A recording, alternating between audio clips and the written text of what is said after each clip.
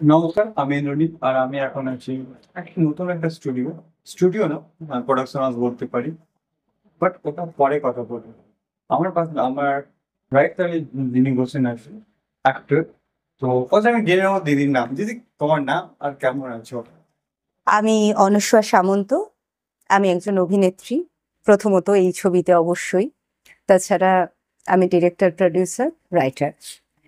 আমি ভালো আছি, খুব ভালো আছি। সবসময় আমাদের ভালো থাকতেই হয়। একদম দিদি, ভালো তো থাকতেই হবে না? পোস্টার দেখার পরে তো আর বেশি আর কি। Exactly. তো ফার্স্ট আমি মুভির নিয়ে এক কথা বলি। হুম, হুম, আগুন, হুম, নামই আগুন। একদম। তো রিয়েল লাইফে কত আগুন, মানে কাজে, সব দিক থেকে। কাজের দিক থেকে এটা ডেফিনেটলি আগুনই। যখন এই ছবিটা রিলিজ হবে দর্শক বুঝতে পারবেন নামটা কতটা সিগনিফিকেন্ট এই প্রোডাকশনটার সাথে। আর প্রোডাকশনটা তো আমরা যখন করেছি, শুটিং করেছি, তখন তো দারুণ মজা করে করেছি কাজটার মধ্যে যেমন সিরিয়াসনেস ছিল, যেমন ডেডিকেশন ছিল, তেমন যেটা ছিল ভীষণ মজা ছিল। আমাদের মানে ক্যামেরার পিছনে আমরা যখন মেকআপ রুমে থাকতাম তখন আমরা যা মজা করেছি, শুটে সময় যতটা কমফোর্টেবলি শুট করতে পেরেছি। এবং রাহুল, যিনি এই ছবির পরিচালক, তিনি যেটা তার বিশেষত্ব, তিনি অভিনেতা অভিনেত্রীদের অসম্ভব একটা ফ্রিডমও দেন এবং তিনি ক্যারেক্টারটাকে এত সুন্দর করে ব্রিফ করেন। এবং যেটা একজন অ্যাক্টরের দরকার, যেটা ডিরেক্টর সেই ক্যারেক্টারটাকে কিভাবে সে ক্যারি করবে সেটার বিষয়ে খুব সূক্ষ্ম সূক্ষ্ম কিছু জিনিস বুঝিয়ে দিলে ক্যারেক্টারটা আরো বেশি প্রাণোজ্জ্বল হয়ে ওঠে। তো সেখানে আমি তো 100% সাপোর্ট পেয়েছি এবং প্রত্যেকেই পেয়েছে। সেই জায়গা থেকে এই ছবিটা তো মানে ক্যামেরায় অলরেডি আমরা শুট করার সময় বুঝতে পারছি যে আগুন জ্বালাচ্ছে। ওই তোমার ক্যারেক্টারটা একটু বলো কেমন। খুব বেশি ডিসক্লোজ করব না আমি, সেটা মুভি দর্শক যখন ছবিটা হলে গিয়ে দেখবেন তখনই দেখতে পাবেন। তবে আমার চরিত্রটা আজ পর্যন্ত আমি এই ধরনের একটা চরিত্র করিনি। আমি খুব স্মার্ট চরিত্র করেছি, মডার্ন ক্যারেক্টার করেছি, খুব আম, মানে একটা শরৎচন্দ্রের নায়িকাও করেছি, সবকিছুই করেছি। নায়িকা ওরিয়েন্টেড কাজ যেহেতু, আমি 10 বছর আমার একটা কেরিয়ারে ব্রেক ছিল, তার আগে পর্যন্ত সবই নায়িকা চরিত্র করেছি। তো এই ধরনের চরিত্র আমার করে ওঠা হয়নি, একদম ইউনিক ক্যারেক্টার, একটা গ্যাংস্টার, মহিলা গ্যাংস্টার ক্যারেক্টার। তো বাকিটা আমি ডিসক্লোজ করব না, সেটা তো অবশ্যই দর্শককে হলে গিয়ে দেখতে হবে। তো দিদি, রিয়েল লাইফে কত গ্যাংস্টার? ভীষণ মারাত্মক লেভেলের, মানে আমি যে ধরনের বদমাইশি করেছি রিয়েল লাইফে ছোটবেলা থেকে, সেটা এখনো পর্যন্ত বদমাইশি করতে আমি খুব ভালোবাসি। মানে রাস্তায় মারধর থেকে শুরু করে, একবার আমার একটা আমি স্কুটি নিয়ে যাচ্ছিলাম, আমার গাড়ি চেপে দিয়েছিল একটা ড্রাইভার, নেমে মারামারি তো আমি আকছার করেই থাকি, মানে একটা অজুহাত চাই আমার। তো রিয়েল লাইফে তো আমি যা দুষ্টুমি করেছি, মহিলাদের ইফটিজিং এর জন্য জেলে যেতে হয় না, নাহলে আমাকে জেলেও যেতে হতো, মানে এইসবও করে বেরিয়েছি আমি। তাহলে তো আমি রাহুল দাকে থ্যাঙ্কস বলবো। হ্যাঁ, হ্যাঁ, একদম আমার ভেতরের একটা যে সুপ্ত চরিত্র আছে, যেটা হয়তো আমার প্রফেশনাল জগতে অনেকে জানে না, সেটাকে ও একদম সেই খুঁড়ে বার করে আনার মতো বার করে এনেছে। যখন রাহুল দা ভাবছিল তোমার নামটাই প্রথমে ভেবেছে তাহলে। হ্যাঁ, রাহুলের সাথে আমার পরিচয় অনেক দিন আগে। ওর মোমো মুভিটা যখন রিলিজ হচ্ছিল সেই সময় প্রেসে আমি গিয়েছিলাম এবং তারপরে আমাদের বন্ধুত্ব থেকে গিয়েছে, কথা হয়, মাঝে মাঝে দেখা হয়। ও তখন থেকে একটা ভেবে রেখেছিল এই চরিত্রটা এরকম আমি করব, আমাকে ডেকে পাঠালো। আমার সেদিনকে, যেদিন ডেকে পাঠিয়েছিল সেদিন আমার শুট ছিল দূরদর্শনের সিরিয়ালের, তো আমি সেদিন আসতে পারিনি, পরের দিন এলাম। আর তখন একটা মেন্টাল এমন একটা সিচুয়েশন ছিল, বেশ কয়েকটা কাজ ছিল, আমি ভাবছিলাম যে না, আমি খুব একটা আর বেশি ছবি এই মুহূর্তে করব না, সেপ্টেম্বর পর্যন্ত একটা আইডিয়া ছিল। কিন্তু এই ছবির গল্প যখন শুনলাম এবং চরিত্র যখন শুনলাম, তখন আমার মনে হলো বাকি সব কাজ আমার দূরে থাক, আমি এই কাজটাই সবার আগে করতে চাই। তো আমি একটু জানবো রাহুল দার সাথে তোমার বন্ডিংটা কেমন? ভীষণ ভালো বন্ডিং, মানে ও ওর মধ্যে যে বিশেষত্ব আছে, ফ্লোরে একদম খুব স্ট্রিক্ট একজন ডিরেক্টর, ঠিক শটটা ওভার হয়ে গেল, ও একজন বিন্দাস বন্ধু, যেটা একজন অভিনেতা অভিনেত্রীর জন্য সব থেকে বেশি দরকার হয়। মানে ফ্লোরে একটা সিন ছিল, আমি পার্টিকুলার বলবো সেটার কথা, আমার পাটা একভাবে রাখার কথা, ওর হঠাৎ করে মনে হলো যে আমার অ্যাটিটিউডটা সেই শটে ওইভাবে পাটা রাখলে আসছে না। ও আমাকে ছোট্ট কয়েকটা জিনিস বললো, পাটা এরকম করে, ও পাটা হাত দিয়ে ঠিক করে দেয়, এইভাবে পাটা করো, এইভাবে বসো। আমি নিজে দেখলাম আমার নিজের বডি ল্যাঙ্গুয়েজ ডেফিনেটলি ভীষণ ম্যাটার করে একটা ক্যারেক্টার পোর্ট্রেট করার সময়। তো বডি ল্যাঙ্গুয়েজটা মুহূর্তের মধ্যে এমন চেঞ্জ হয়ে গেল, ক্যারেক্টারটা এত বেশি আরো বেশি বোল্ড হয়ে গেল, আরো বেশি স্ট্রং হয়ে গেল, যে সেটা অসাধারণ। ও যেমন সুন্দর ডিরেক্টর তেমন সুন্দর বন্ধু। মানে আমরা যা আড্ডা দিই, আমরা যা ইয়ার্কি করি, পাশের মানুষ শুনলে কানে আঙুল দেবে এরকম অবস্থা। তো আড্ডা দিয়েছো তো একটা আগুন শুটে, মানে এমন কোনো অ্যাকশন মনে আছে যেটা মনে হয় না এটা লাইফ টাইম মনে থাকবে? লাইফ টাইম মনে থাকবে, তবে সেই আড্ডাগুলোর মধ্যে আহ, দেখো এটা তো সবটা বলা যায় না। তবে আমি যেটা আগুনের ফ্লোরে মসির সাথে আমাদের একটা খুব মজা হতো, আমাদের কোড ওয়ার্ড তৈরি হয়েছিল হাত ঘড়ি। হাত ঘড়ি মানে হচ্ছে আহ, মানে বয়ফ্রেন্ড, আর দেয়াল ঘড়ি মানে হচ্ছে হাজব্যান্ড, যেটা অটোমেটিক দেয়ালে ঝুলে গেছে। তো এই নিয়ে আমাদের একটা খুব ফানি ইনসিডেন্ট হতো যে কিভাবে একটা মানুষ হাত ঘড়ি এবং দেয়াল ঘড়ি দুটোকে ব্যালেন্স করে চলতে পারে। এটা আমার লাইফ টাইম অ্যাচিভমেন্ট একটা মোমেন্ট, যেখানে মসি উনি অনেকটা আমাদের থেকে অনেকগুলো জেনারেশন আগের মানুষ, কিন্তু উনি এত ভালো প্রাণ খুলে এই বিষয়টা নিয়ে বলেছেন এবং এত সুন্দর আমাদের মোটিভেট করেছেন। আমাদের তো এখন মনে হয় মহিলা হলে একটা হাত ঘড়ি একটা দেয়াল ঘড়ি রাখা যেতেই পারে। ভালোই দেওয়া একদম সবাই রাখতেই পারে শর্টকাটটা। রাখতে পারে। ধরা পড়ে আলাদা কথা। ধরা পড়বে কেন, ধরা পড়ার মতনই উনি আমাদের বুঝিয়েছিলেন। ধরা পড়ার মতো থাকতে হবে, দুজনকে ব্যালেন্স করে চলতে হবে, যাতে দেখো মহিলারা আমাদের যদি পুরাণ পড়ো, গীতা পড়ো বা মহাভারত পড়ো, মহিলারা কিন্তু এরকম ভাবেই চলেছে। আমরা হঠাৎ করে মহিলাদের পরকীয়া, এই কিয়া ওই কিয়া অনেক কিছু নাম দিয়ে ফেলেছি, যেগুলোর বাস্তবিক আমাদের ধর্ম অনুযায়ী কোনো ভিত্তি নেই। ভালোবাসার কোনো রকম ধরন হয় না। উনি যেটা হয়তো এটা ইয়ার্কি করে আমরা বললাম, কিন্তু ভালোবাসায় যে মানুষ একটি মানুষ অনেকগুলো ভালোবাসতে পারে এবং সেটা সঙ্গে সুন্দরভাবে মেনটেন করতে পারে, সেটা অন্যরকম রিলেশন নাও হতে পারে। তো এটা নিয়ে আমরা মজা করেছি, ঠিক কথা, এটা একটা বাস্তব একটা ছোট্ট এরকম একটা। যদি একটা আমরা তো কাজের নিয়ে কথা বলি, একটু আমি তোমার কাজের দিকটা বলছি। এই ইন্ডাস্ট্রিতে কত বছর থেকে? আমি বহু বছর, আমি এই ইন্ডাস্ট্রিতে প্রথম আসি 2005 সাল। আমি সবে মাধ্যমিক দিয়েছি। তো তখন আমি একটা ইনস্টিটিউটে ক্লাস করতাম, একটা গ্রুপ থিয়েটার করতাম এখানে। তারপরেই আমি চলে যাই দূরদর্শনে। সেই সময় 6 সালের শুরুতেই দূরদর্শনে যাই এবং দূরদর্শনে কাজ করা শুরু করি। আমার প্রথম যেটা ইন্ডাস্ট্রিতে ক্যামেরা ফেস করা, সেটা হচ্ছে তখন সবে আলফা বাংলা, জি বাংলা হলো।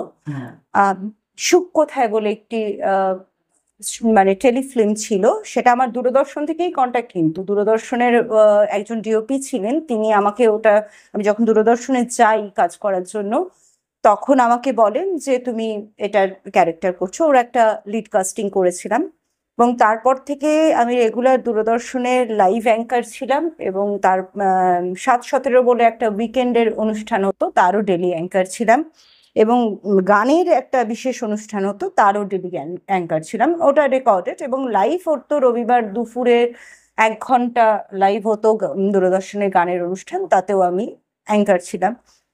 এবং সেই সময় বেশ কিছু মুভিতে মেন লিডে কাস্টিংয়ে কাজ করি। একটা ইম্পর্টেন্ট কাস্টিং আমি করেছিলাম স্বপন সাহার মুভি হাঙ্গামাতে।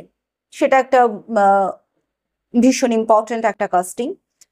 এবং ওই ফেজেই আমার যেহেতু দূরদর্শনে স্কুলিং, দূরদর্শনেই আমার একজন, ওখানে তো যারা প্রডিউসার মানে যাদের আন্ডারে প্রোডাকশন বেরোয় তারাই ডিরেক্টর হন। তো আমি গানের অনুষ্ঠান যার কাছে করতাম, তিনি আমাকে বলেন, তিনি কিছুদিনের জন্য এসেছিলেন, তারপর পোর্ট ব্লেয়ার ট্রান্সফার হয়ে যান দূরদর্শনে। উনি আমাকে একটা বই দেন এবং উনি বলেন যে তুমি কি করতে চাও। আমি বললাম যে আমি তো অভিনেত্রী থাকতে চাই, কিন্তু আমি মুভি মেকার হতে চাই। বললো তুমি কেন এখন ভাবছো না? আমি বললাম আমার বয়স খুব কম, আমি 20 বছরও বয়স হয়নি, আমি এখন কি করে মুভি মেকার হব? তো তখন উনি বলেন দেখো তুমি কি মনে করো তুমি অনেক বয়স হলে অনেক এক্সপিরিয়েন্স গ্যাদার করতে পারবে? আমি বললাম না, আমি অনেক বয়স হলেও হয়তো পারবো না, কারণ শেখার কোনো শেষ নেই, জীবনের শেষ দিন পর্যন্ত আমাকে শিখতেই হবে। বললো তাহলে তোমার মনে হয় তুমি যেটা করতে চাও সেটা তোমার একটা নিজের অ্যাচিভমেন্টের মধ্যে থাকবে, যে তুমি খুব কম বয়স থেকে কাজ শুরু করেছো, এটা হয়তো আর বাকিরা করবে না, সেটা তোমার ইউনিক কোয়ালিটি হয়ে থাকবে। শিখতে তো তোমায় সারা জীবন হবে, প্রত্যেক মুহূর্তে প্রত্যেকটা মানুষের কাছ থেকে শিখবে, শেখাটা বন্ধ করে দিলে তোমার আর গ্রোথ হবে না। তো ওনার এই কথাটা আমার খুব ভালো লাগে, এবং আমি সেই সময় যে স্ক্রিপ্টের ওপর কাজ করছিলাম, আমরা মাঝে মাঝে লেখালেখি, আমি দূরদর্শনের অনুষ্ঠানেও নিজেই লিখতাম, এবং ওখানেই আমাকে সাহস দিয়েছিল।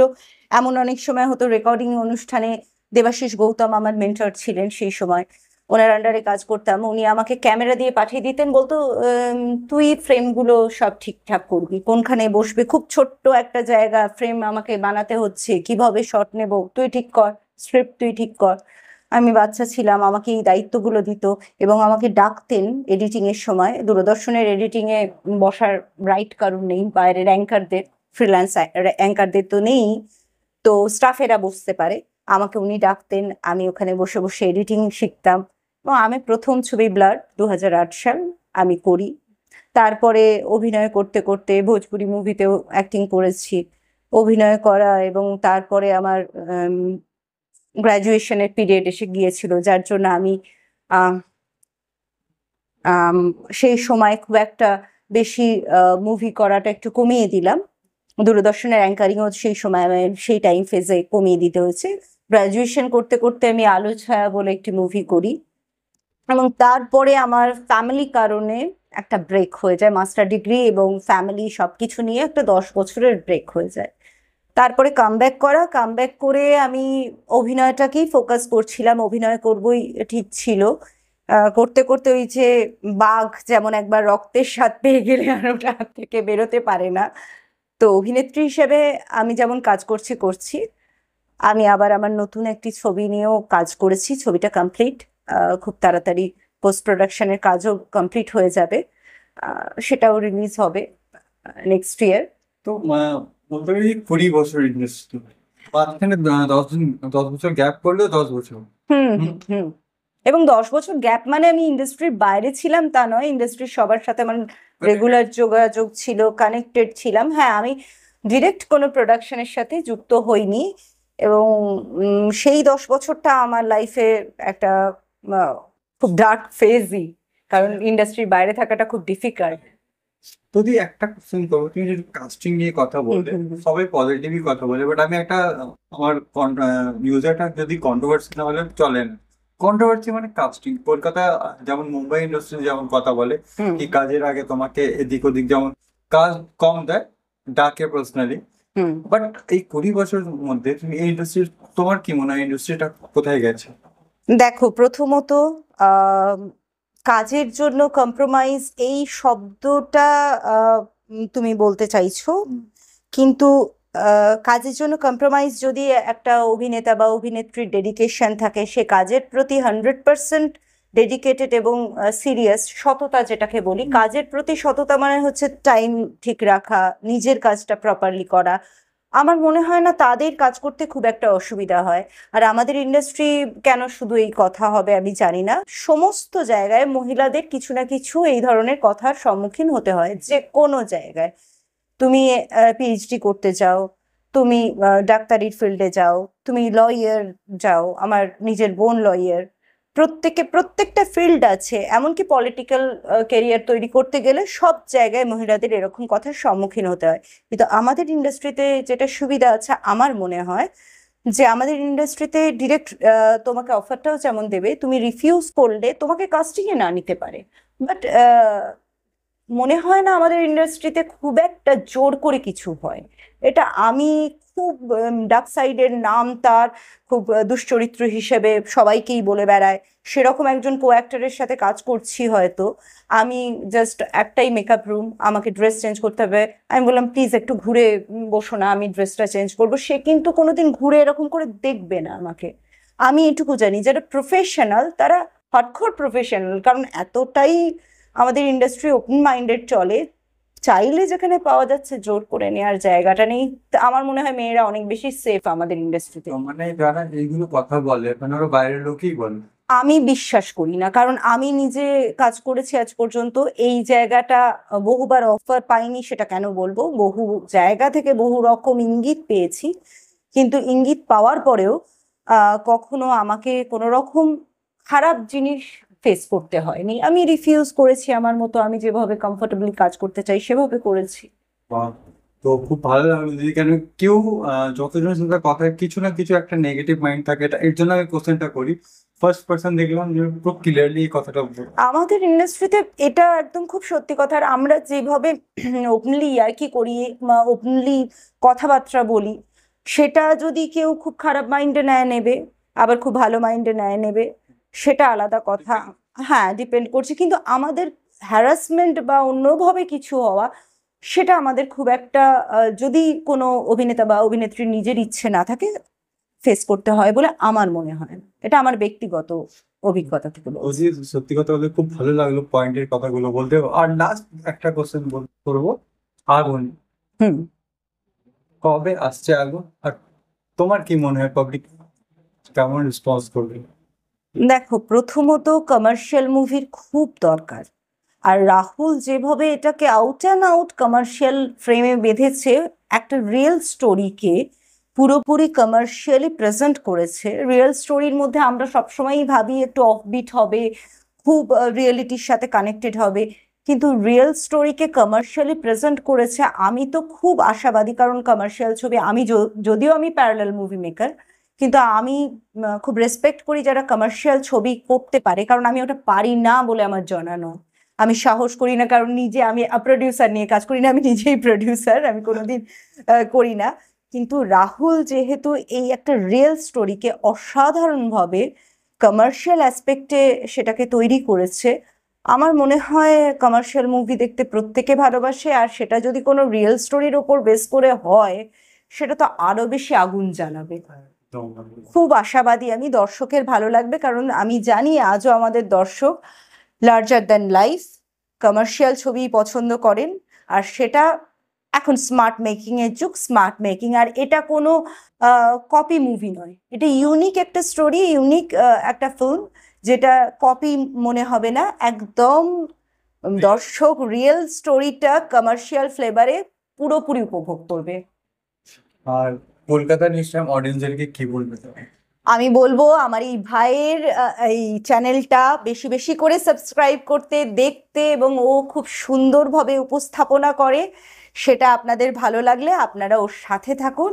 আমি তো ওর সাথে সবসময় রয়েছি। থ্যাংক ইউ, থ্যাংক ইউ, ধন্যবাদ।